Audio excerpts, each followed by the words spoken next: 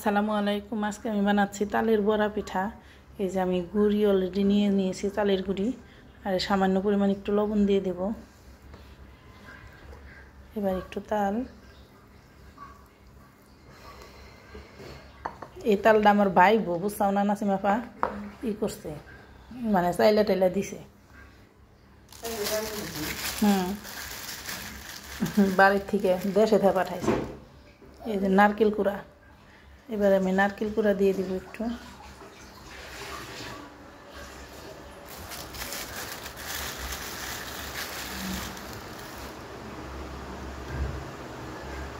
এবার ভালোভাবে মিশিয়ে নেব।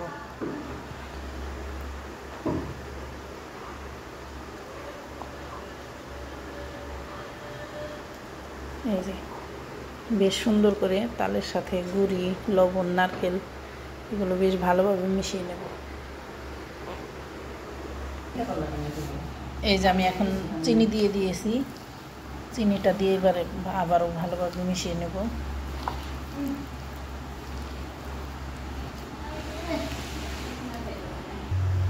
এই যে আমি চিনি দিয়ে মাখিয়ে নিয়েছি, আমার মিষ্টিটা একটু কম হয়েছিল তাই আর একটু চিনি দিয়ে নিয়েছি। এবার আমি এখানে দিয়ে দেব দুধ। এই দুধটা আমি জাল করে রেখেছি, জাল করা দুধ, খুব বেশি দেব না, অল্পই।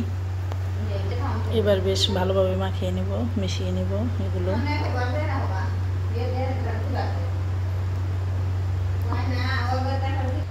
এই যে এবার দুধ দিয়ে মিশিয়ে নিয়েছি, এবার একটু ময়দা দিয়ে দিলাম, মানে পিঠাটা একটু নরম হওয়ার জন্য। এই যে আমি কড়াইতে অলরেডি তেল গরম করে নিয়েছি, তেলটা গরম হয়ে গেছে। এবার আমি পিঠাগুলো দিয়ে দেব।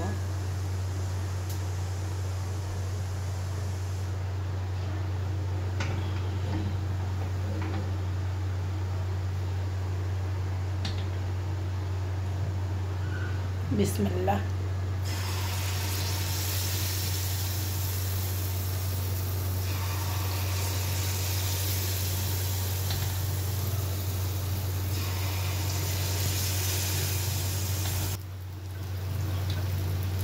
এই যে আমার পিঠা দেওয়া শেষ, পিঠাগুলো উল্টিয়ে দেব।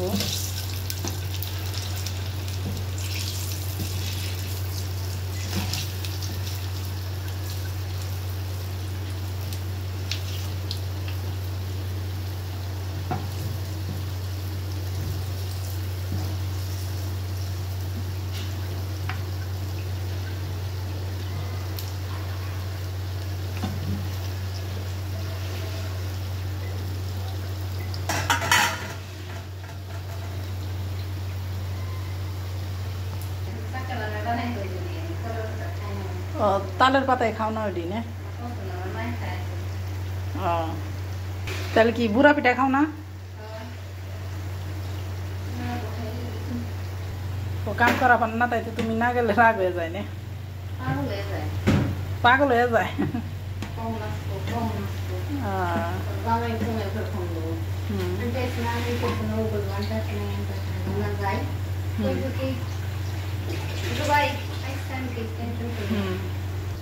এই যে আমার বুড়া পিঠা হয়ে গেছে, এবারে উঠিয়ে ফেলবো।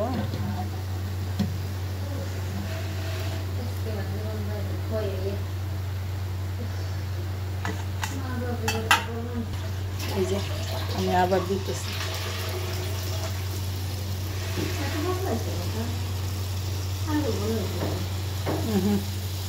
বেশি ঘন হইলে ভিতরে হয় না, ভালো হয় না।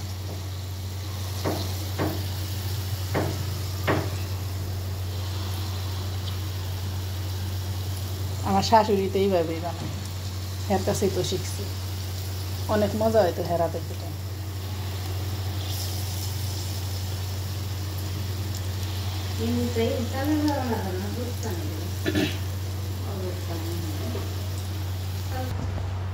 এই যে আমার পিঠা হয়ে গেছে, পিঠাটা এই দেখেন কত মশমশার, ভিতরে কত সুন্দর হয়েছে, অনেক সুন্দর।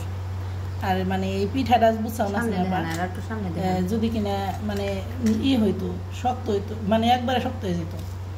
এই দেখো কত সুন্দর তুলে, আর এত মজা। পিঠাটা অনেক মজা, এভাবে বানিয়ে খেয়ে দেখতে পারেন। অনেকে আটাটা মানে একবারে নরম করে ফেলায়, মানে শক্ত করে ফেলায়, কিন্তু আটাটা যদি শক্ত হয়ে যায় পিঠাটা মানে এত শক্ত আর মানে খাইতেও বেশি মজা লাগে না। আর এই পিঠাটা খাইতে অনেক মজা, অনেক। হ্যাঁ, সবাই ভালো থাকবেন, সুস্থ থাকবেন, 5 ওয়াক্ত নামাজ পড়বেন। আমার ভিডিওটা এখানেই শেষ, আমার পিঠা বানানো শেষ। সবাই সবাই আমার জন্য দোয়া করবেন, নাসিমা আপার জন্য দোয়া করবেন। নাসিমা আপা জানি ভালো থাকে। আল্লাহ হাফিজ।